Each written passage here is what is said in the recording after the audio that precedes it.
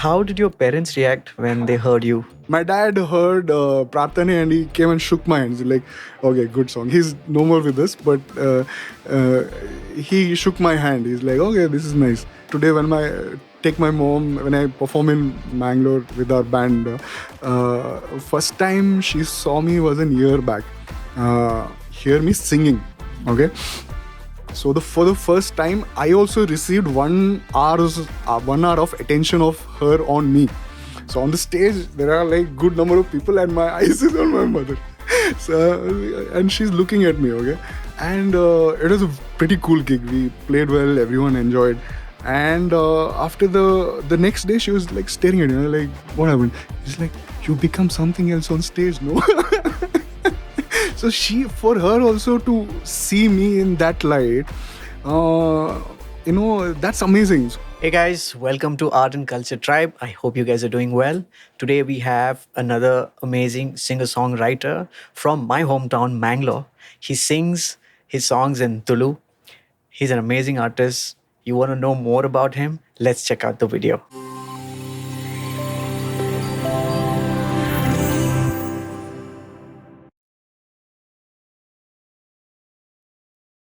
So let's welcome Praveen Alva. Hello. Hi, Praveen. How are you? Hi. Hello. I'm doing good. Hope you're doing well. Yes. Thank you so much for coming, for this podcast. Pleasure, man. Yes. I found your songs by accident. Oh, okay. I was listening to many indie songs and suddenly your song came and I was like, Tulu song, okay, interesting and sounded really good. And I think immediately I got in touch with you. So I'm so glad and lovely songs. Thank you so much. Really, and I think it's very earthy. That's the best way I can describe it. Very earthy, very soulful. And so let's talk about your journey. So give us an idea of who Praveen Alva is. Yeah, so I was born in Mangalore, a place called Attawar. We were like a huge kind of a extended family. We were like around 20 cousins growing up in a kind of a row house sort of a thing where all my grandmothers had. My grandmother had like four sisters and their families, so they're like 4-5 houses and a bunch of 20 cousins growing together. That was kind of a setup I grew up in. My dad was in police. My mother is a housewife. Kind of a low middle class and not much aspiration growing up, actually. I mean, more of survival. Only thing we had in mind, and being from Bangalore, you know that education is the stuff to come out of the rut. Yeah. That you have to study well and be good at it. And I was a decently good student. So that was the kind of a basic kind of context that I grew up in. And music actually came much later in my life. I always used to enjoy music, listening and stuff. But growing up in that kind of a setup, the only access I had for music was television and radio. Not even cassettes or CDs and things. Whatever used to Doordarshan decides to feed the mass, you used to just sit on a Wednesday evening or a Sunday evening, Chitrahar, Rangoli, and whatever, or few film music basically. So I grew up on a lot of film music. So if today also, if you play me the initial of the song, I may guess the song. Okay. So it is that ingrained in my mind. And I was really fascinated with the culture of Mangalore. So that was my earlier memory of being awed at something at Bhutakola, Yakshagana, being in this setting and just admiring this art forms. And even Mangalore, there's a lot of theater groups doing social awareness plays and theater forms. So I used to be more ingrained with that.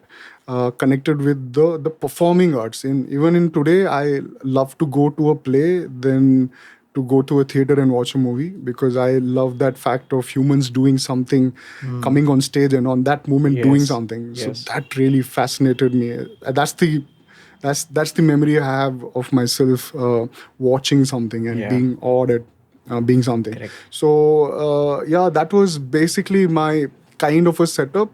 The lucky part about about growing up was that my mother was from an agrarian side of Mangalore, a place called Pejawar.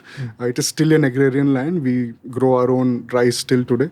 The advantage of that was that my father was from the city side of Mangalore and my mother was from the rural side of Mangalore. So I got this amazing access to culture and being educated in English, which today is my strength, looking back. So summer holidays were in my native place. That 3 months was just amazing. Just the contrast of the hustle bustle of the city and going to this quiet place. Yeah.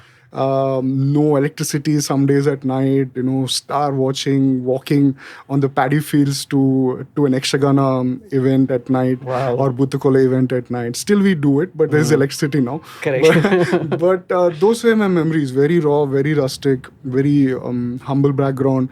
And I cherish that. And I actually think it as a privilege because the kind of urban, the lot of urban things are not good for a human mind at all, I feel. So I had that perfect balance growing up. Yeah. But there was no music per se. The music was all integrated in performance. Yakshagana, Bhagavatige, or the Pardhanas of Bhuttakola. I was fascinated. I used to sit with this artist and say that, okay, this is the same person before makeup and he became that. And I'm like, damn, that is very powerful, so that was my fascination about performance. So growing up in school, college, I was mostly into theaters, dramas, writing skits, into plays, doing mimes, mimicries, short plays. Even in college culturals, I was into that. Voiceovers, mimes. So I loved that. So I used to be in that space during college, +1, +2. In that juncture, +2, Mangaloreans only know two things. Either you become a doctor or you become an engineer. Otherwise, you are a waste fellow. But something in me said that I'm a creative being. That's a very conscious awareness I had around 17, 18. And luckily, I had a great chat with one of my physics professor. And a great guy, Gopal Shetty, he's from Canada. And he told me that, Praveen, you're a creative person. You should perceive something which is creative. And for some freak reason, I got in touch with this. I came to know that there is architecture, a field where people build stuff, and none of my family members are into architecture. And I didn't know any architect.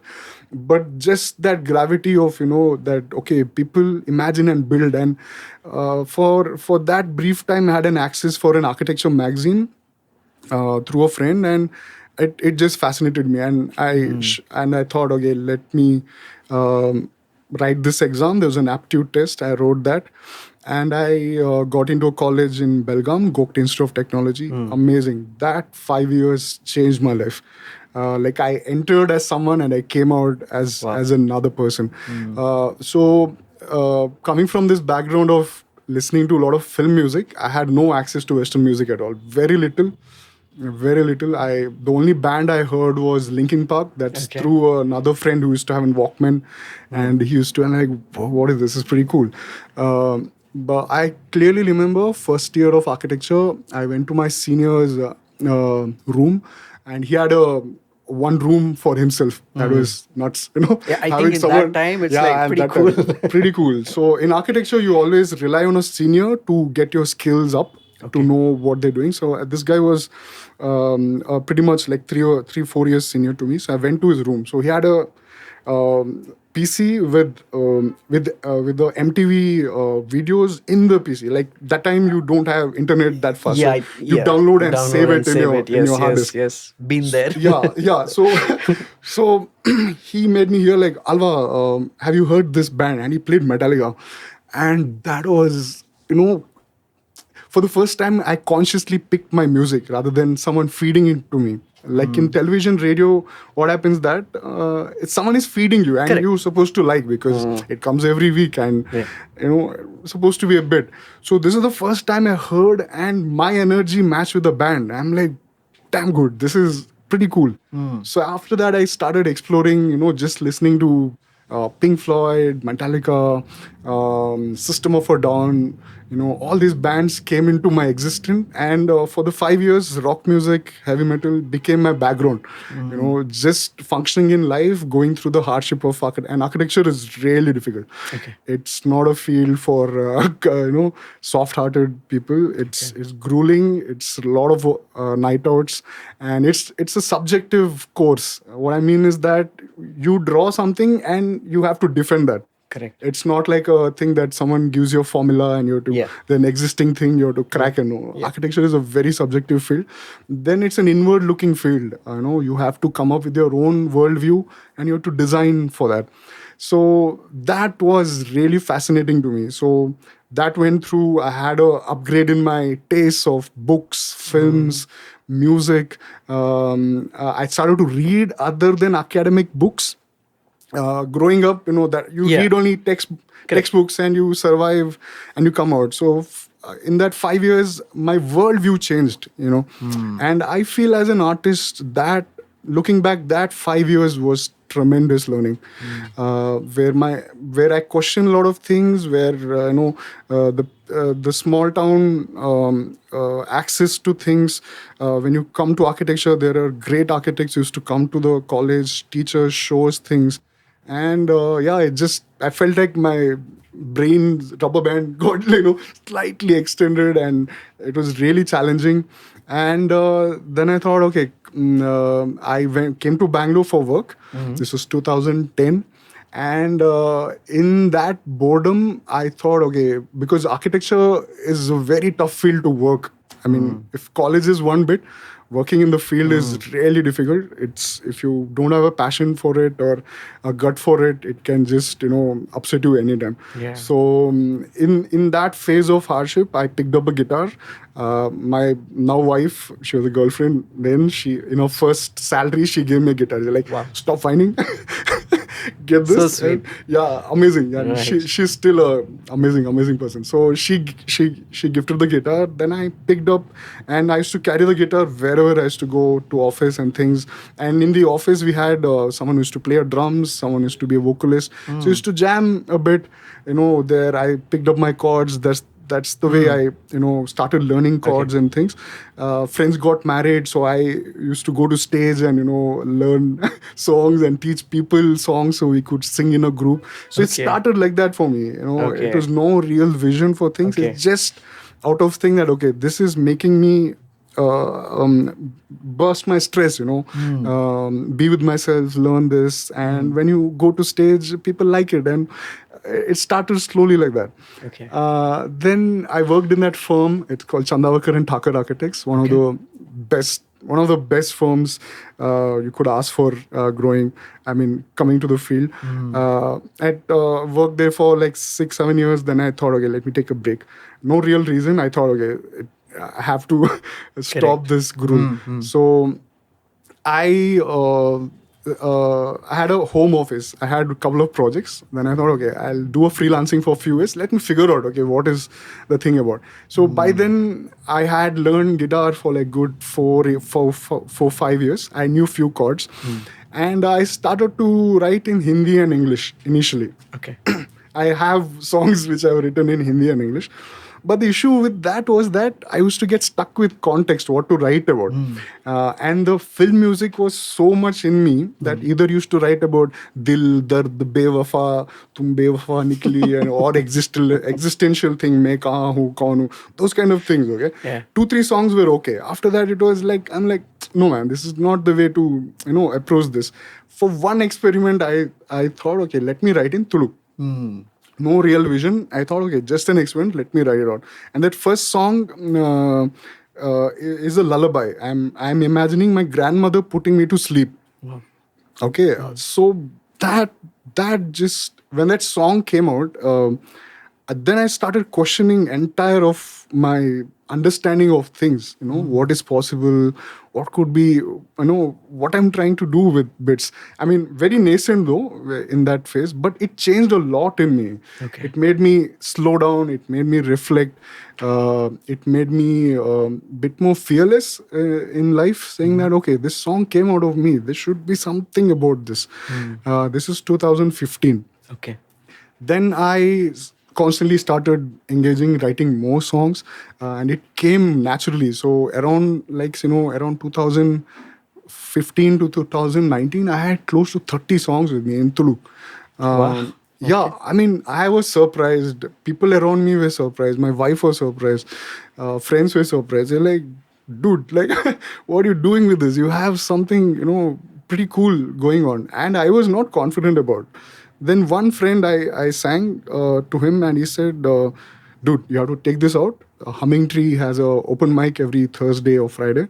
They used to have a weekly open mics. He said, go sing.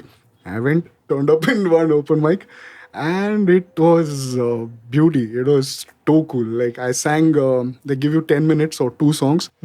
I sang 2 songs, and the thing I got off stage, everyone like, what language, what you're singing is pretty cool. And then I started believing in it. Then it was amazing. Then it was all about me trusting it. Correct. Because I realized that it is unplanned, and in life, whatever comes unplanned is more amazing than things we plan for. Because it brings a lot of challenge in you. It questions you. It makes you reflect. And these songs made me do all of that. And I think Tulu is one of the beautiful language.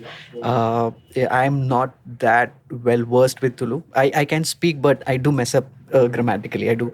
But it's one of the sweetest language. And when I heard you, and I mean, I've heard natakas and all these things. Sometimes, it's absolute fun. Absolute fun. The timing, is great. And when I heard your song, I was like, man, this is good. I think it's very important for me as well, because I come from the same land, and to see somebody sing in Tulu, I was like, wow. And then I heard your song, and man, I was like really, really happy about it. So Praveen, let's talk about the recordings that you started with. What was your thought process? Because since you've heard bands like Metallica, Linkin Park, and these are very, very well produced bands with lot of technicals, right? When you were planning to produce, first of all, was it a self-produced album or songs, or it was just somebody helping you out in terms of production? Yeah, the first song which I released, Prarthane, was arranged and produced by Ranjan Das. Okay. Very freak, like, and I realized pretty much early that I should not get into doing this technically. My contribution to the song is the feel part. Correct. That is my forte, and that is my space, and I should stick to it and find collaborators who could translate this. Because I didn't want to get into learning, technical things. Correct. Because I love my architecture field. I don't want to mess this up. Correct. by doing this. And I felt that an architecture, quite frankly, taught me that creation is a collaborative process. You cannot do great things alone. Correct. You need to have a team. You need to have teams of different skill sets. And you should have a vision as an architect. And you put it with energy to the team and trust them to produce good work. Yes. And I kept that same philosophy in music, that I see the vision, I see it in my mind, I know what to say no to. And I have a team. If their skill is better than mine, amazing. Because they can get perspective to things. So that has been my funda with creating music. I'll be true to my strengths. Yeah. Be a good collaborator where I don't get my ego to things. Be a bit more open. Don't hug the song too tightly. Let it flow during production. If someone gets a better idea, why not? Yeah. So I keep that. So Ranjan helped me with the first song. I released a second song called Nina Sutya with Sanjit. Nayak helped me a bit. Then I sent that song to Raghu Dikshit. Okay. And he sent me, and I needed it at that point, because I was pretty much confident that, hey, this is chill. And on Instagram, I shared it with Raghu, and he sent me a message, which I'll not reveal what is it, but he said, come on, you have to do better than this. You have to find great collaborators, good musicians, a good production team to elevate this. After that, with my EP, Neer, I've been collaborating with Varun. And Varun is just Varun Murli. Yes, he's amazing. There's no doubt. He is crazy in a sense that very few people have a sense of listening, of hearing to another artist keenly and not to put their tastes into the music. Correct. The great thing with Varun, which I felt, is that he heard me, he made me understand what is my strength. He taught me how to record in front of the mic, because I was very raw.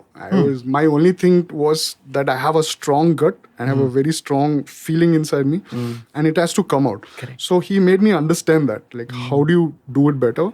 And with Varun, I did a interesting exercise. Like we had 4 songs, and the song was the EP was called Neer. Neer is water. Yeah.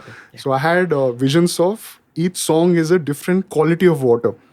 Okay. So there's a song called Kadal Poya, which is the ocean and the sand. So it happens in the beach. So it should be fun, carnival sort of song. So if you hear, you get that essence through that.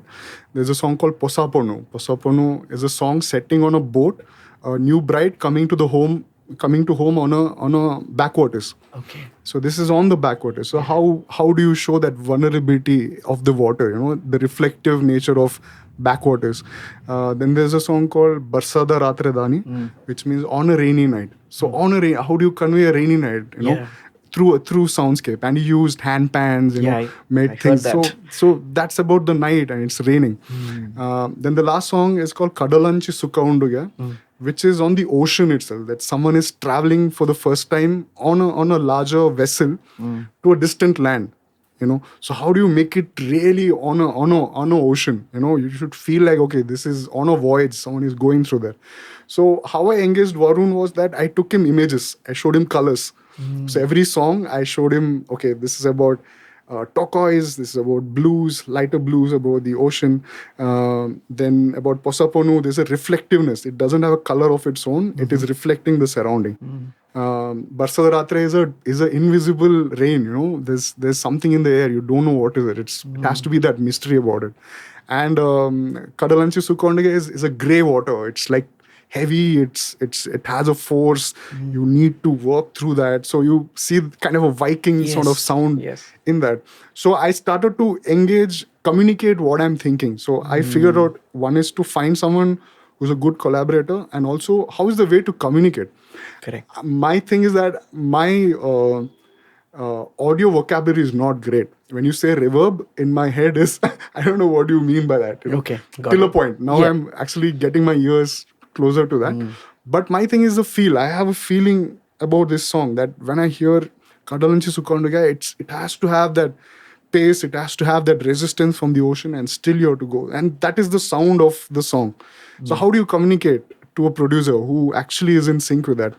And Varun was just unbelievable. The kind of things he was throwing back at me was challenging me, was, okay, what should I say no to? What should I say yes to? So that was beautiful. Okay. So that is my approach, that I have a feel with me. I find a way to communicate clearly to a producer. And then we jam. And I don't hug my song that tightly. Okay. I let it loose. And I feel that on a creation process, if you, there is a God's hand which helps you to elevate. Absolutely. And if keeping it tight, it never helps. It never helps in architecture. And I figured out it doesn't help in music as well. Okay. I'm so glad you shared this, because this is so important, because most of the young musicians, I hope they don't get lost in, I need to sound like that, I need to sound like this. Let me understand what I want to be like. And then, like you said, you cannot do anything alone. You can probably have a vision. You can, and if somebody is able to understand and take it to a different level, and that's what is so important. Yeah, sure. For me, that's what I told you. Like the architecture taught me things that to create, you need a good collaborators at constant point to create a good product, I'm putting in a very commercial term of a product, that you need good people around you. Absolutely. And you need to trust them as much as you trust yourself. Letting go is something. Letting be, actually. And I feel songs have their own mind, and if you let it be, it will take what it wants. And if I come in between, it is a resistance for it to form the form it wants to take. The song came to me, I received, I collected, and I'm a documentarian. That I've received it, I documented it, I've written it. This is the form that I have, and if I come in the way of it, it is a subgrade product in a sense. It is not the standard it wants it to be. Once I'm created, I find people who I can collaborate, then get out of the way. Just come out and see. What's going to happen? Just watch, just see where it goes, because it is a beautiful thing that as I say, every creation takes what it wants unless you come in between. How do you take that call of not coming in between of the creative process? Because you are somebody who is going to write, you are somebody who is going to make the tune as well. Where do you draw the line? I know clearly what to say no to. That's the feel part. That is my contribution to the song, that when I heard it, when I wrote it, I felt something in me. Is it feeling the same? I don't know whether to, what levels. I don't get into that. I'm out of that. And I feel that with someone like Varun, his experience is far better than mine. His understanding of sound is far better than me. I get out. Like similar with when we do, I'll give you an architecture analogy so that we can. I design a brick wall. Can you do that wall? I can't. I need an artisan who has worked with his generations with the brick. He knows what it is. Now I go to the side and tell that no, this is not the way, dude. That doesn't work. That doesn't work. Yes. I need to trust the skill set of the person. Trust and respect their skills. Yes, absolutely. They have been with that for years, more than me. I can be a college-going kid who has got a degree and, maybe in a visual hierarchy higher than them in a sense. But in my own gut, I know that I can't build that wall myself. I may draw it at most, or do a 3D model of it. That's all. That's the most I can do. With the songs are the same, actually. And with very early, I've realized that it has come to me for a reason. And if I don't get into the way, it will take me to places I've never imagined it to be. And my imagination at this point with songs are not that great to see a final product entirely. So I let it be. I tell that Varun, this is the story I'm thinking, that there's a boy who is maybe 17, 18. He's very fragile. He's on this huge boat with a lot of people. And he's traveling. And there's a gray sea which is of a resistance. And it is traveling. Now, how do you make that guy feel that? And when I write, it is very visual for me. I write it like a film scene. Most of my songs, that I know that this is the guy, I see the guy's face in my head, and this is the voyage, and this is the thing. And when Varun gives me something back, or any producer gives me back, I'll match, okay, this is the scene in my head. Is this song going well with that? Got it. Clicks. If it doesn't, I tell, no, let's try something else. But a conscious decision to realize that the songs, I have received it. With God's grace, you have received it. And you can receive songs only with an open heart. There's no other way to receive a song. You can formulate it and create a sound. But for a good song, you need to be open and receive it. And once you receive, document it. You have to cherish it, that this is a creation of its own. And I am the collaborator, one of the collaborators to it. My job is to share this vision with excitement. If I'm excited, I tell you, you are excited. And that's the energy you need to create in collaboration. That I saw this in my head. I've received it. I saw this. I'm energized, I'm excited. I tell you this, I tell you the story, and you bring your skill set to the collaboration. And whatever happens is the song. Wow, man. One of my inspirations, to get into music was Rahman sir. Amazing. And, I'll tell you one story. This was the movie Swades. Until then, I loved music. Beautiful I used to sing and soundtracks, stuff like yeah. yes. And this was Ye Tara Wo Tara, correct? And I saw the trailers and all these things. I was excited. Rahman's means I'm excited. Yeah. And Ye Tara Wo Tara, it goes on, and there comes a place. Ye sab saath mein jo hai raat mein. The chord progression there. I don't know. I was in probably first PU, second PU is what I'm guessing. That chord progression really uplifted me. Yeah. There is no reason why that happened. I was excited about music systems and stuff like that. There, when that happened, I think the decision was made. Yeah, amazing. I want to make music or Super get into cool. audio. That's so nice. That's where. Yeah. And Rahman sir always says that music comes to him, like you just mentioned. So, what I don't know how easily it is for you to explain this. What is exactly? What do you mean by saying that music comes to me? Like, how can you do that? It's a very visceral feeling, actually. Okay, let me put into that. What happens is that you need to be vulnerable at the beginning. Too much confidence, the song shies away from you. You have to. It's like one delicate dance, in a sense, that you have to be vulnerable and tiptoe around it.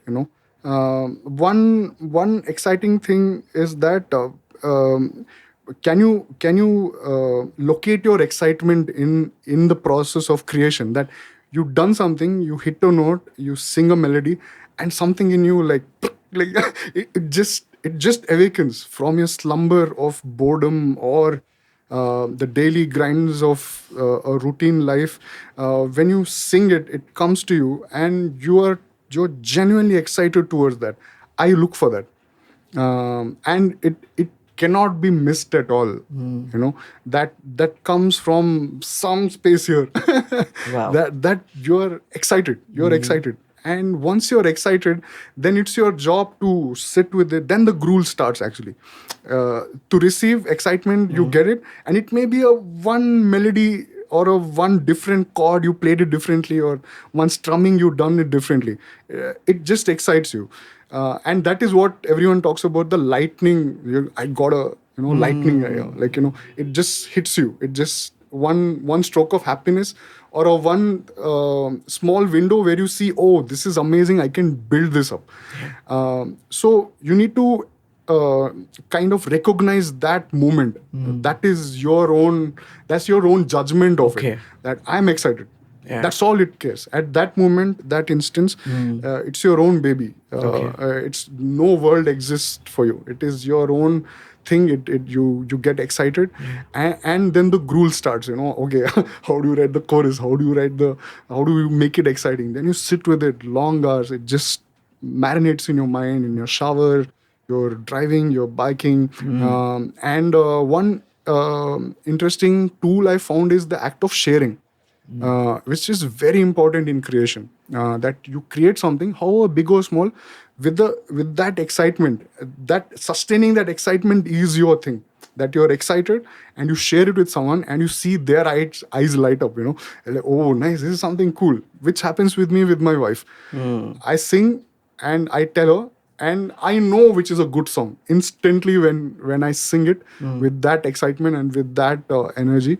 And she reciprocates in a certain way. And there are certain songs she'll bring into perspective. She'll tell me, I think you're overdoing this, or Okay. And she has a very good art appreciation eye or ear to it. So so finding your excitement in you, building it, keep thinking about it, marinating that excitement, manuring that excitement, having that openness or that courage to share. And that is when you can get hurt. Someone can tell you something, very mean, or someone mean in the sense they'll say, it's okay. Yeah. It could be as simple as that, or someone telling you technically a certain bit, or someone telling you very excitably, sharing your excitement, saying that, oh, so you need to be ready for that phase when you're bringing it from your own cocoon to the outside. So yeah, things like this. So with me, earlier I found open mics as great platforms. So I used to write songs and take it to open mics and pay 200, 150 bucks and just sing these songs out. And every time I got, and first judgment for me is that, okay, is the words coming, gelled with the melody? So that is my first observations when I'm singing the songs for the first time in the open mic. Okay. Are they gelling well? Because I only write the lyrics, so it has to go through a certain flow. Am I doing it right? Am I singing it right? And the second thing is how the audience have reciprocated to that, which is very little. I don't, judge too much beyond a point. Correct. Because open mics, everyone is coming for their own time under the spotlight. So I used to take that as a pinch of salt. But that act of getting out of the home, going to a place, and for the first time you're singing it out, how your flow is the excitement the same? So it starts with a very small excitement, then you keep firing it, kindling it. And amazing. Amazing. How did your parents react when they heard you?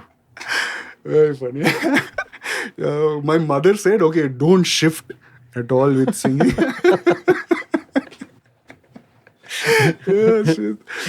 She means well. She doesn't. Absolutely. I think I can understand with parents from the coastal land. They only want good things for their kids, nothing else. That's because her worldview is not that. She comes from a very small place. My dad heard Prarthane and he came and shook my hands. He's like, okay, good song. He's no more with us, but he shook my hand. He's like, okay, this is nice. That's all. Very minimal.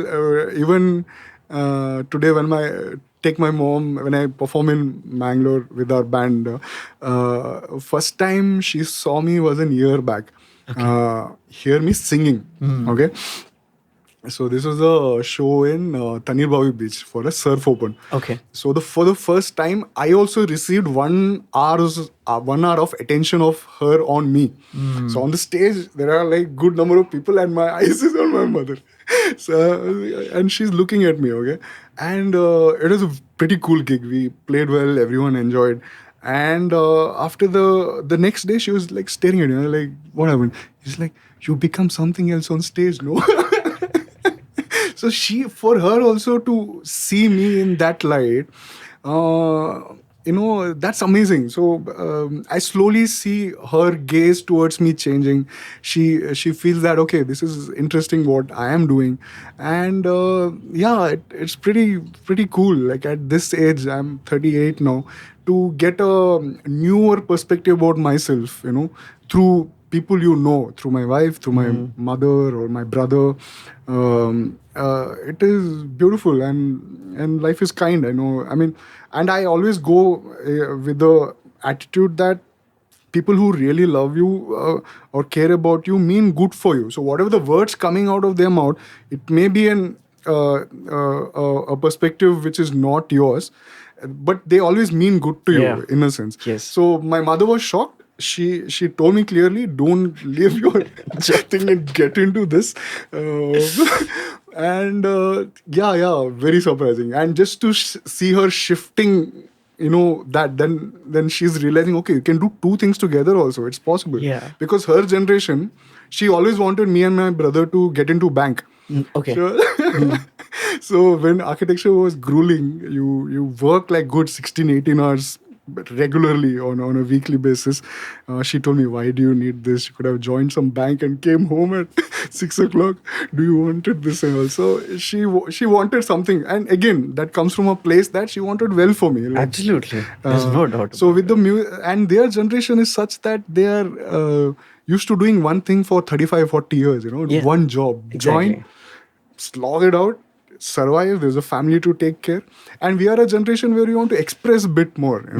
Like I mean, luckily our parents have done decently good enough to give us education and figure it out in a sense. And I always, in architecture, there was a history lesson, and there was a period called Renaissance, where from the middle dark ages, in the European context, there were men who used to do different kind of work. There used to be sculptors, there also be musicians, there used to be mathematicians, there used to invent devices, and I used to be very fascinated with these people. How can you be all of this at one point? Whereas my context, my dad joined police and he worked for like good 35 years in one job without adhering to other interests of his. Definitely he would be skilled in some other things. So, but that stayed with me from that history lesson, that wow, these are men and women who did many things at a time. So I always wanted to be someone like that who look into my interest. Is it possible to do this multiple things? And I know it's possible. It is possible. And so I'm in that phase where I feel that time is my project, not music, not architecture, but what do you do with your time? Where do you want to give? Who do you want to meet? What are the books you want to read? Correct. So that is the phase I'm in now. Actually. So Praveen, you come across as somebody who is very soulful, somebody who is so grounded. And I think since you told me that you would watch a lot of performing arts, that is Yakshagana and so many other things. And I think there is something, I feel that you were meant to do. This is something that you were supposed to do, right? Sure, right. And I think your belief towards the Almighty is pretty strong. It's so overwhelming when you speak about it. Amazing. I was listening few of your songs, and I had few questions. One of the song was Prarthane. How did you come to that? Prarthane, it's not my first song. I wrote like one good 4-5 songs. Then a bit more. Then I explored to write Prarthane. Prarthane as a song is just came from a point that okay, we humans have really destroyed this great creation in a lot of sense. And when I go home through the Western Ghats, it just hurts a lot. Mindless developments, mindless unplanned thing for economic growth, and you're just ruining something that you've not created. And it just came from that space, moving from Bangalore to Mangalore in that cynic, God-made things, and just humans are just spoiling it up. So the lyrically, I explored it in a sense that you're talking directly to God without a middleman. Saying that God, I heard that you're going to come and save the world. That's what these guys are telling me. But did anyone in the village say something ill about you that you're angry and you're not coming down? Like, what is the issue? Like, is there something that we have done or spoken ill about you that you're not coming down to do your job? That is restoring stuff. Your kids are in auction. You should come to the auction and, save them from sale. So these are the thoughts. So the simple thread for is that if I'm talking directly to the God, what are the sort of things I will I tell him or her? Like, what are the things I will communicate? So if you see the music video also, we shot it on a drone top down. It's on YouTube. You can check it out. That made very good in independent music circuits. We applied for 44. We got shortlisted for 11, and we won 4 for best music video things around the world. And this is like Toronto, New York. So we shot it on a drone, me looking up, and we took the scenic places of Mangalore and just showing the landscapes of Mangalore, me sitting and just telling God and singing the whole song out. So we shot around 44 locations on a boat, in the sea, on a dirt, everywhere. We tried all the beautiful landscapes, make it so beautiful, and you sing that song out, saying that God, we have destroyed this. Please come and save. And that's really the prayer. So that's a very simple idea of if I have to talk to God directly, what are the things I would say to him? We were listening to it, and man, that was very intense. Pretty cool. There was a cry, a sort of cry, please come. Please come. Yeah, please come. Please look at these again, and Yeah, and it's like, spiritually also, we are clouded by a lot of middlemen in that conversation. What to say, who to say.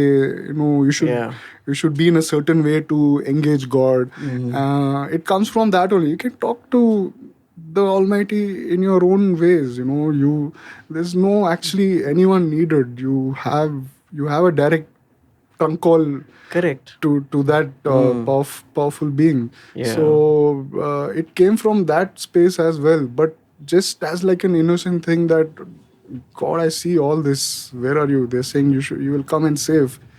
What are you angry about? So it just came from that. Okay. And Ranjan Das, who was my collaborator on that, he also did a fantastic job. He helped me out. I was very naive at that stage. I didn't even had the guts to say certain no's to certain places, but he kept it very democratic, and I think we did a decent job with that. Okay. So yeah, and with the music video also, I would. I'll definitely watch it. It was amazing just to do that music video in Bangalore.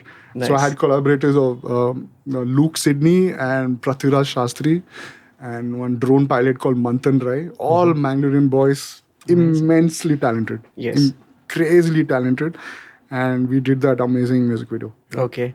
Another song is Kadal Poye. Yeah, okay. So that is another. Kadal Poye. That's very relaxed and chill. Yeah, very chill Mangalore vibe. Yeah. So that song, I keep telling in the shows we perform that there are two kinds of people you find on the beach. One is the kind who get into the ocean and get themselves wet, their feet wet and things. And you find the second kind who sit on the beach on the sand and watch. I'm the second kind. So I'm not too thinking about it because I have a fear since childhood to get into the sea. I have some because it may be from my mother and things. So I love to sit on the shore, just see the creation. So that is from a point that there's an ocean and there's a sand. And the sand is always in its place, and the ocean is always eager to come and touch the sand and go back. Yeah. And these two entities don't need anything else. They don't need humans at all. So sun, rain, day, night, they are in this beautiful thing of one coming, touching the sand and going back. And the sand is always there, eternally there. One is always patient, one is always dynamic. So this came from that thought, okay, such beautiful thing these two entities are. Yeah. So the entire lyrics worked on that. And I had a vision of making it bit more fun, like a beat sort of song. If you see Brazilian things, it has to have, your body has to move in a certain way when you hear to the music. So I just communicated this to Varun, and he did a crazy job with it. Yeah. And, one of the nicest things about the songs that you recorded is, I can just say it's just your voice. There is no correction that is done. I can just say that there is nothing else. Okay. And I was so happy about it because I think you just want to say things, and you're not going to put some glitters and stuff like that. You are just straight from the heart. Yeah. And I can hear that. One approach for me is a storytelling approach. That has to be the center focus of what is the story I'm telling, because Tulu as a language is a 2,500 years old language and predominantly an oral culture. It has very little written literature. Okay. For a language that old, we have close to 1,200 to 1,500 inscriptions and written stuff. Okay, that's very little. Yes. For that span, that's like closely one or like half per 100 years. Yes. That's very little. So what made the language survive is basically the oral nature of it, that there's a story to it. There is a sense of communication, that someone is telling a lived life. If you see Pardanas, that is basically the crux of Tulu literature. it is an oral culture. No one has written to it. These are like lay people without faces have written this centuries ago, and people sing it in there are two ways Pardhanas are performed. One is on the paddy fields where you sowing the things just to keep your energies up throughout the day. You sing Pardhanas throughout the things. Or in Bhutakola culture where a certain Daiva has a story of what is their origins. So their story is being narrated through Pardhanas. Okay. And these are unknown men, unknown people have just narrated such amazing literature of oral literature which has survived these many years. So I figured out that culturally the language is a story bound culture, that you have a story to tell, you have a narration to talk about. And me being from an architecture thing, God given gift is that I am very visual in my thinking. I can think, I can see the face of that guy on the boat when I writing Kadanji Sukonda, so that is the gift I have with songwriting, that it comes to me like a visual. I can see the characters, I can see the space, I can feel that beach or the thing, and it's a lived life. It's nothing rocket science in that. But I want to keep that essence of storytelling integral to my writing, integral to my thinking, and integral to the production. That the story has to be communicated. When someone, and I mean, it's a fact that not many people will understand what I'm saying.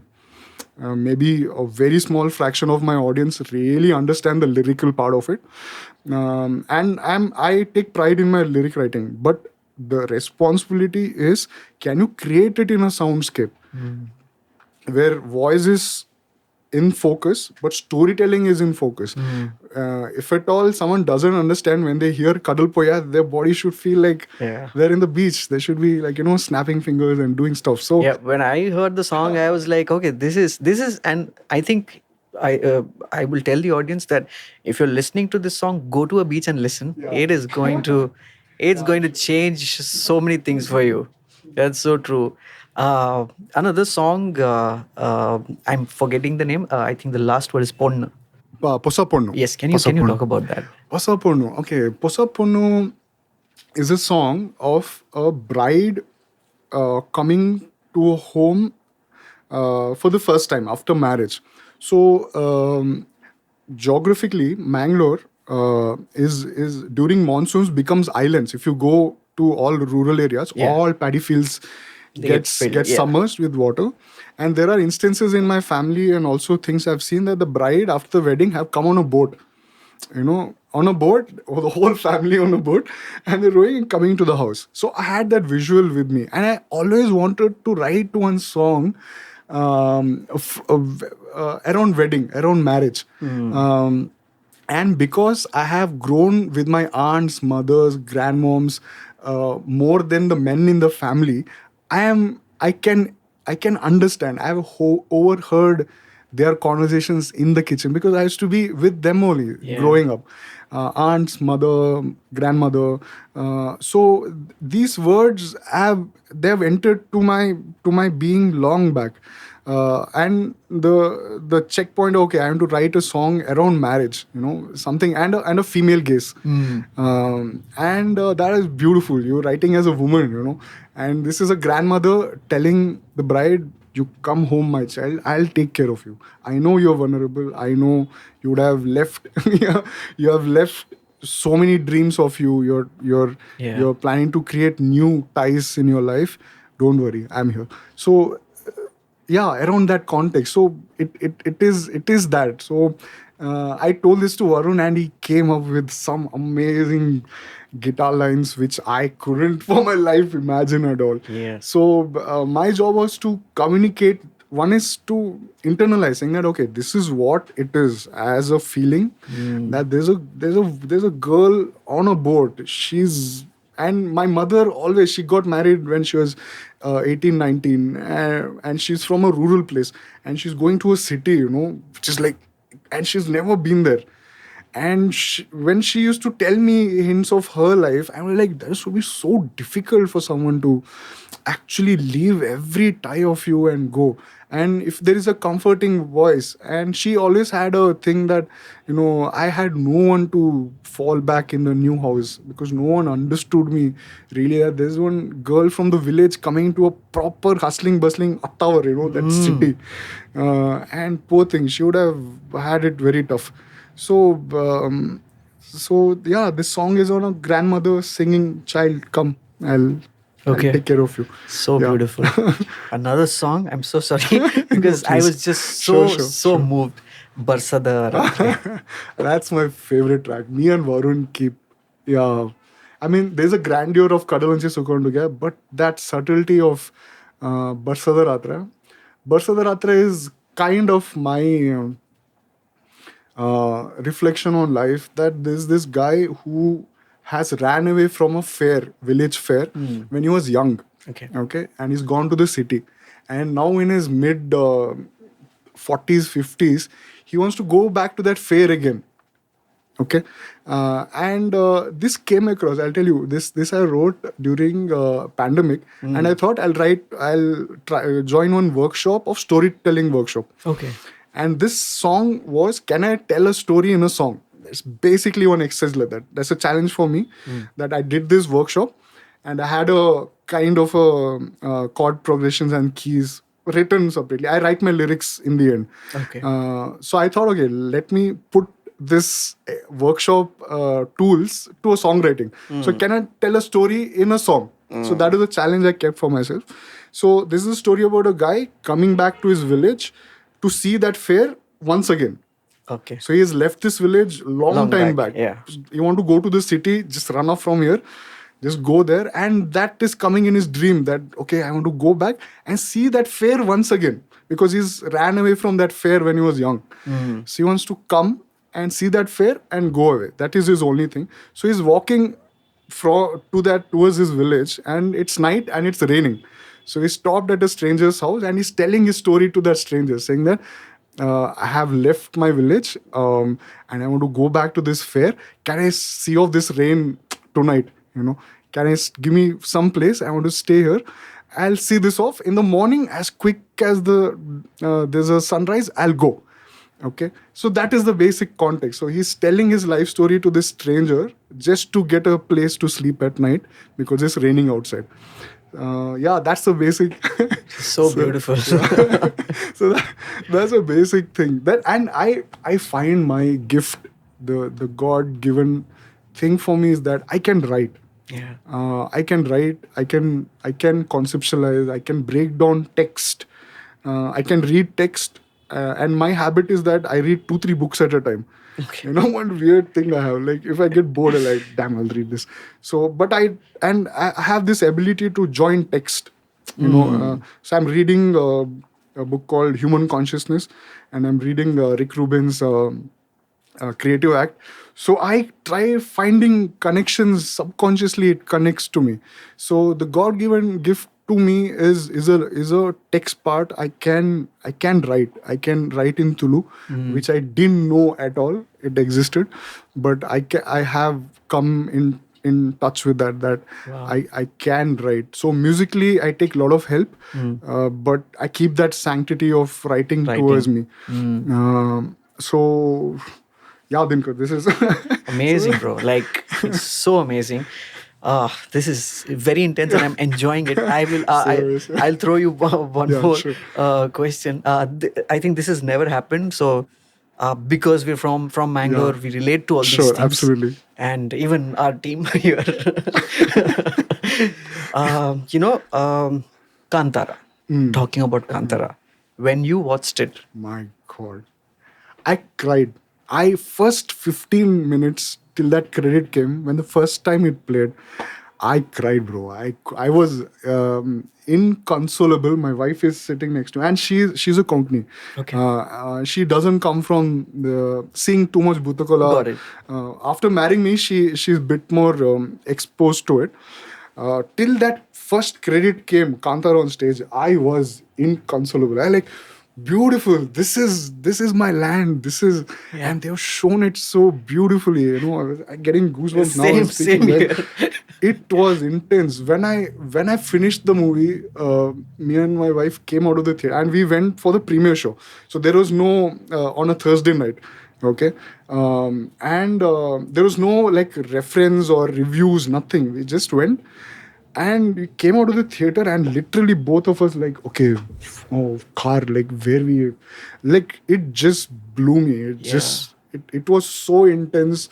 It was so drenched in nostalgia. And I would thank the entire team for the aesthetic approach of showing it so beautifully, that night, the mystery of it. And that movie changed me a lot. I have brought in practices in my life that I have not done before. I instantly felt a sense of responsibility towards a lived life, that this is a unique culture and no one in the world has this. I have an access for this language, this culture, these people, who without for any recognition since childhood be devoted to this art form and keep doing it, and their only intention is to be pure.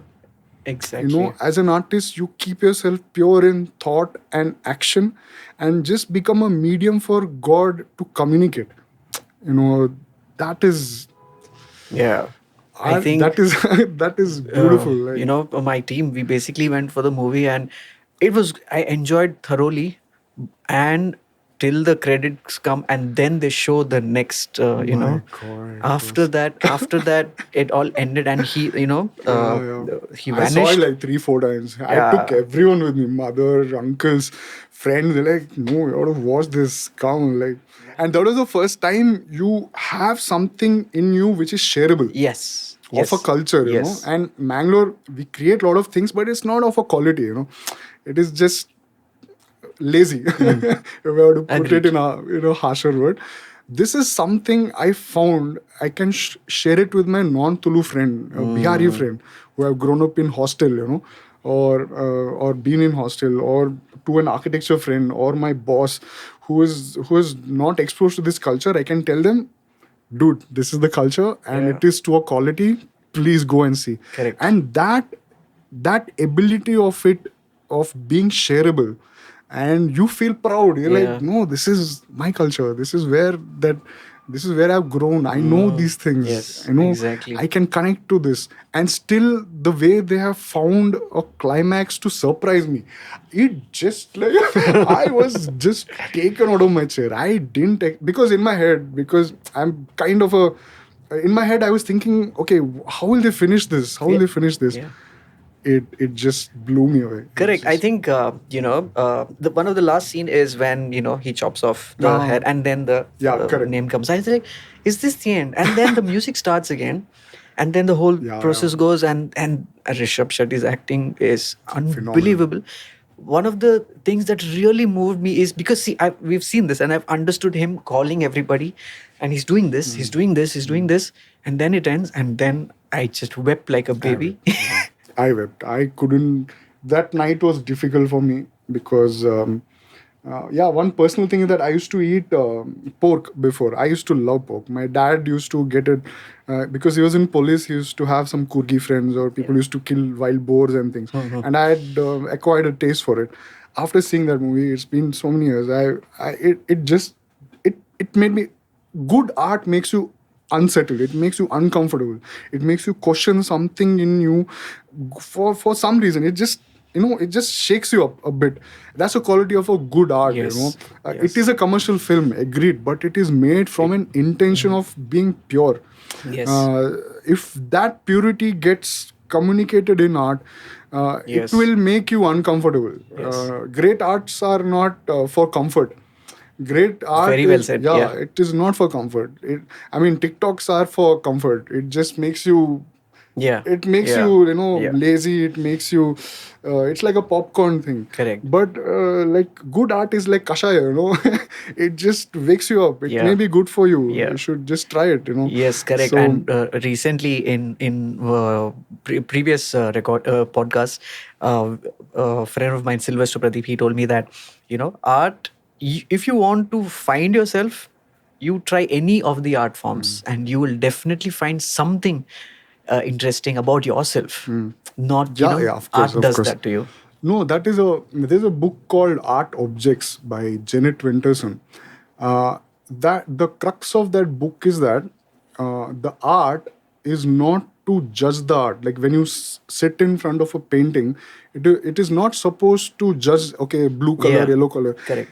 It should do something to you. Correct. Like when I'm observing it, if it moves me, it makes me question certain things. That is the purpose of art. Correct. It is the only purpose of art. Yes. There is Yes. no other thing that when you are observing a play or you're observing a painting, if it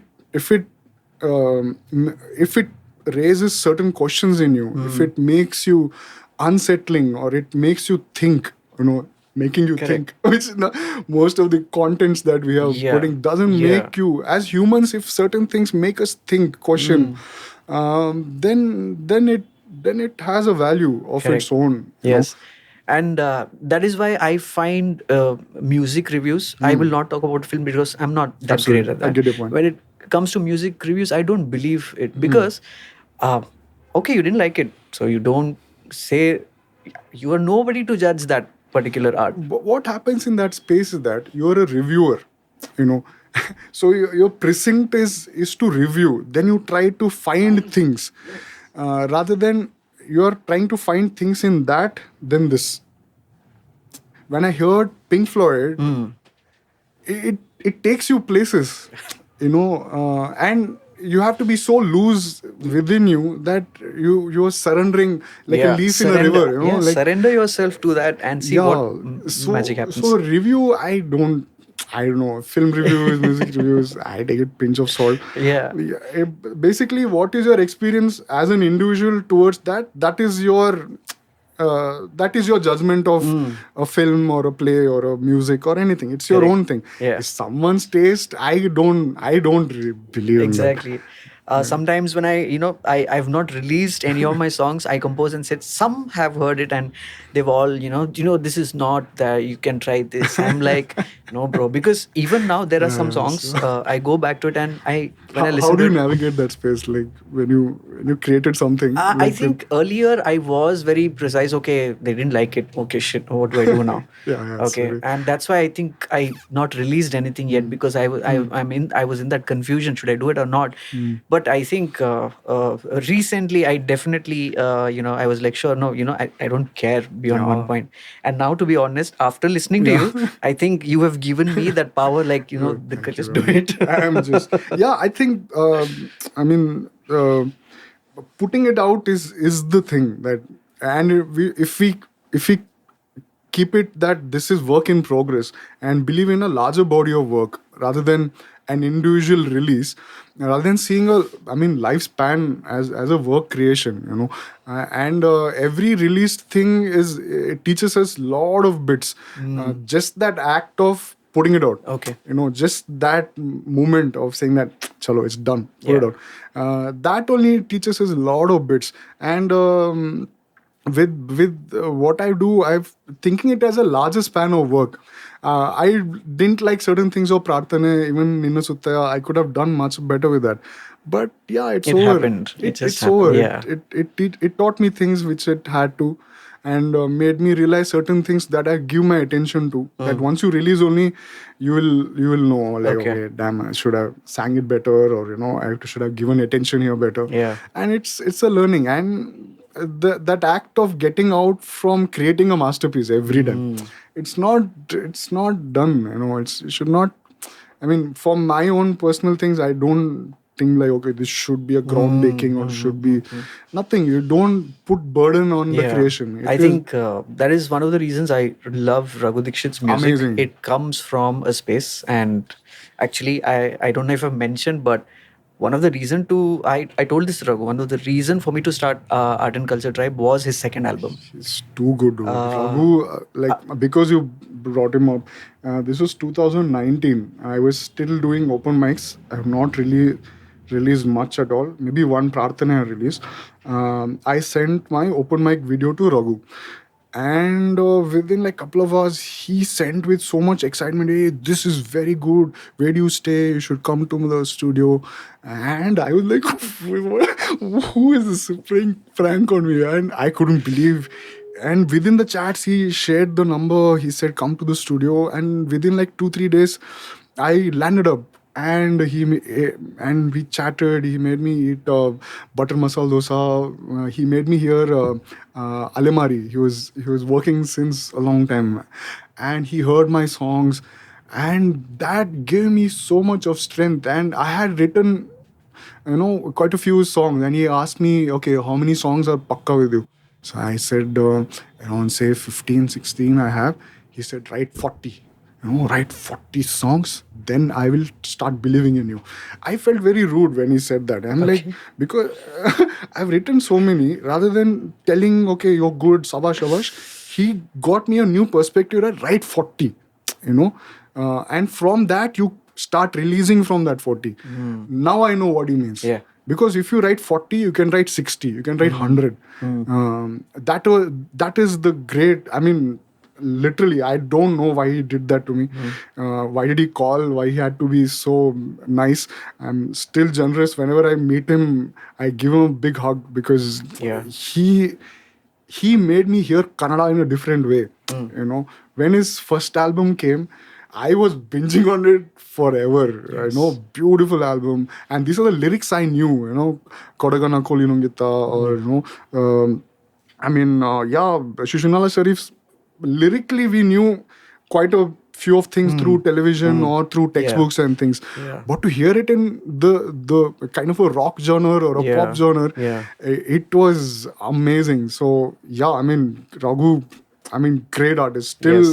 Still we are always eager anything he releases just to be the first one to and the the latest album, the third album that released, I think it released after probably 10 years. Yeah, surely. And he was doing films for now, but film has his own restrictions. Where this is where I think he explores everything, and beautiful. What a production! It was beautiful. Praveen, we would love to know about the band you perform with. Okay, so I have two projects going on parallelly. One is the solo projects, and all the songs that I've released now is under my name, Praveen Alva, and it's been a collaborative thing with the other producers and bit. And early 2001-2, I realized that, okay, this singer-songwriter setup will not take this anywhere in terms of opportunity. Then I thought that, okay, let me venture into forming a band. And thanks to my open mic exposure, I found my bandmates through that setup. So I wrote to my drummer now, Anshuman Upadhyay. He used to have a band, and I saw him in open mic. He came and performed with the band, and I was very impressed with his skill set. So first I texted him saying, Anshuman, I'm looking for a drummer. Would you be interested? And he knew about my work. He had seen me in multiple things. And luckily, unluckily, his band had disbanded. They are from Guwahati, and the rest of the boys went out. So he was also looking out for opportunities. But he was not sure about Tulu band and things and all. And Abhilash Shet, there was a WhatsApp group on this open mic thing, and I said and wrote that looking for a bassist. Anyone interested? And Abhilash got in touch. He's from Honavar. So he texted saying, yeah, I'm interested, let's jam. And this is the place where we first, three of us actually, we didn't have the guitarist then, Siddharth Pradeep, who we found later, but three of us came here and we jammed for a couple of hours just to know that, okay, these songs which I've written in guitar, is it good enough to take it to a band setup? And that's the way we formed the band. I thought when I'm forming the band, that I'll be this solo person, and I named it as Alva Kuto. Alva is my surname, and Yeah. all my friends know me as Alva. Okay. Kuto in Tulu is a group or a collective. So I was looking for there's too many groups, collectives going around. Yes, So I yes. didn't want to go through that familiar path that it becomes like another thing. So I was looking for a Tulu word, and Kuto, like Kutam, Namma Kuto. Okay. So that's a group or a collective word for in Tulu. So it is Alva Kuto. So I thought, like, I'll get session musicians and we'll run this. When I heard these guys playing, and we found Siddharth Pradeep, who's gone to Duke University now to do his masters. But these three were the forming members of the band. I heard and I thought that, damn, this I cannot produce on my own. I can't do this. So I should give equal credit to all of them. And this band I may have been the creator, but Anshuman Upadhyay, Abhilash Sheth, and now Shashank Kandachar. He replaced Siddharth. Okay. But we share the credit for the song. Because that came to me in a revelation that, okay, I can't treat them as session musicians and expect this thing to go long, you know, and their contribution is immense. If you see our live setup when you play as a band, it is nuts, you know. Abhilash is a Hindustani vocalist since childhood. Okay. And he's just insane. So I'm learning a lot of things with both of them, especially Abhilash with vocal quality, how to sing and how to practice on a daily basis, because he comes from that very regimented, disciplined approach. So Alva Kuto may be born through my vision, but for now, Abhilash, Anshuman and me, we hold the band together. We share the credits. Okay. And whatever the money comes and whatever the investments we have to do, we do it equally. Amazing. And we share it like that. So this is the logo of the band. It's amazing. It's the fish. Nice. So yeah, this has been our journey. It's been like almost 2 years now. And we've been performing in Bangalore mostly. And our album, our first self-titled album is going to come next year. And it has 8 songs. And we call ourselves an eclectic folk band. Okay. What does that mean? That there's an eclecticness to it. The folk is of the language, the eclecticness is of the sound, that it is influenced from different things. And when we have someone like Abhilash, who is an Hindustani vocalist, we should use that in the band, you know, and he comes up with some amazing alaps and, you know, sargams that becomes not pushing for in every song, but if the song demands that, we place it. And that is the eclectic nature of it, and we want to keep the band like that. And the intention of the songs is that can you put a 2,500 years old language in the sound of now?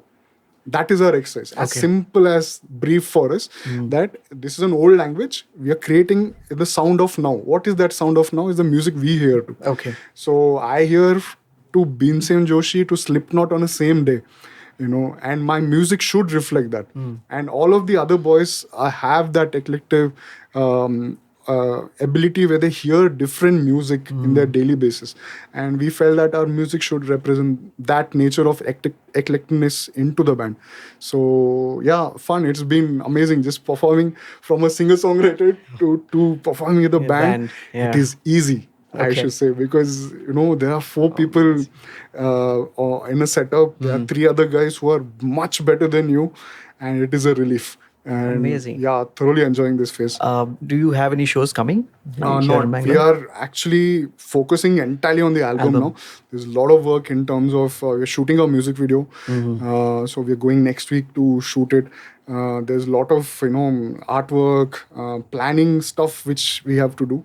So we are not aggressively looking for shows. We did one last week at Forum South, Bangalore. But we are not looking for it till our album is, because we don't want to perform too much in Bangalore. And, you know, when the album comes out, people don't turn up for the release and things. So we have a strategy. I don't know how does this pan out. But for now, we are looking at doing intensive shows around the release so that it becomes an intense short period of release. So we have few plans to tour after the song releases. We have plans for listening sessions or also sharing sessions. We have formed a good core of patrons for us who believe in our music, and planning to grow that group as big as possible. So at this point, focusing on the album and seeing how does that work. Okay, great. Please share us the updates so that we can talk about it. Absolutely. We'd love to. Okay, cool. So we have the last segment. It's the rapid fire, but I will always tell the guest you don't have to, be so quick. If you want to take some time, that's fine. Okay. A show that kind of changed your life. Every time I see Avial, it just reinforces a thought in me that this is possible. Like whatever we do with music, I'll keep strictly to the music part. There are too many things I've seen in terms of plays and bit, but musically, whenever I see Avial on stage, I get energy and I can see visions of where Alakuto could go with this. So not a particular show, but Avial in general. When I see Avial on stage, it just my God, Rex is magic. He's too good. I think their album, I think it was produced somewhere in the late 2008-9 is what I'm guessing. Still, dude. Yeah. I went, they had performed in Fandom a couple of months back, and they were singing the songs, and there was in the audience, it was packed. Fandom was packed, and there were young people, Malayalis, who probably would have come for studies, would have come for their first job to Bangalore, and they sang entire songs. That is their lineage, They would have released one album, but the generation now, the kids are, 25 to under 30, inspired their album released close to 20 years back. It's relevant. People have picked up. They know the songs by heart, front to back. And Tony being Tony, he has his own quirks. But I felt that band didn't need a frontman at all. The audience is the frontman. That is beautiful. So that whenever I see Avial and whenever I see the audience, the younger audience respond to that music, I feel damn good. I see visions of Alakoto doing that. So yeah. Amazing. Okay. Your favorite independent bands or artists? Parvaz. Avial, as I said, Parvaz, I'm a big fan of Khalid. Khalid has this amazing thing to just suck you inside him. People sing. He has that thing of closing his eyes and just singing. So Parvaz for me anytime. A lot of Malu bands I love. Takra, Avial, Taikudam Bridge. Yeah. Yeah, since you spoke about Tagara, James. I know him. I remember he was just, writing songs. This was back in 2000, maybe 14, 15. He'd come to Suraj Mani's studio. And, he came to Suraj as a fan and he said, Suraj Chata, I have these songs. And he sang Put to Pat. I don't understand Malayalam that much. But he is... again, I think you guys are very similar in a sense that soulful, right? He comes from a very deep space, deep place, and he sings it out. And that's how his music. We opened, there's an event in Mangalore, called Mangalore Alive, last October. And we opened for Takra and Taikudam Bridge. It was, I can't explain you. It was surreal. It was amazing. We found our power in that we could hold an audience before Taikudam Bridge. So we were placed, Takra, us and Taikudam. It was insane. So James, after that, he's been very kind. We've been in touch with him. Great soul. Amazing guy. The next question is, what do you do when you don't make music and architecture? I love trekking. I love climbing mountains. Every Sunday with the dog, my wife, we go to Avati. There's a small village behind Nandi Hills. That's our routine on our weekends to go for a trek, climb different hillocks, sit, stare, feel small about life. I love indulging in myself. I love that space. I try to be as much as possible finding that quiet time to be reading or observing, writing with self, fiddling with guitar. But apart from music and architecture, I love to cook. I like to hang out with my close friends, cook for them, and read books, play with my dog, call mom, talk to grandmother. Yeah, things like this. Okay. How do you manage time with architecture and music? Once you realize that this is your own headache to figure out, you will figure out. Okay. I found that I thoroughly enjoy architecture. It is one beautiful thing to go to an empty site and imagine in your head and feel something, put it in a drawing, put that rigor to explain, and see it constructed and see the light coming through as you imagined, so that is beautiful. And music is a unplanned divine gift, which I don't want to take it for granted. I don't want to be complacent. So it is just my headache to figure this out. Okay. And in history, there are enough people who did many things together. Yeah. It is possible. It just that we need to get our value system in place. Sometimes things which becomes easy to us, like some people paint easily and they don't value it, saying that this is okay. But the moment you give value to things which is naturally gifted, it is, you're not gone to a university or a workshop to hone that gift. It is just God given. It is one default setting, like how our system comes as a default setting. This is my default setting. The moment we acknowledge that this is a default setting and I have to make it better and get better at it, and when you see the reward of you getting better and you're singing better or you're designing better or you're communicating better, and the other person is getting that, then you see value in it. Then you put effort in practice. You get up with eagerness to get your guitar or go to office or get to the site. It just becomes a enjoyable process that it's just our value system. That where we, like, I love spending time with my dog. Now how should I create that time that I have do this? Or I love time going to my grandmom's place, spending some time with this. Now that is a value system for me.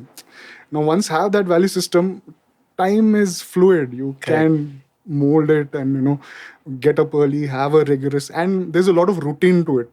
You need to have sleeping time, waking time, exercising time, get things on time. If someone calls you at a point, go there, be there.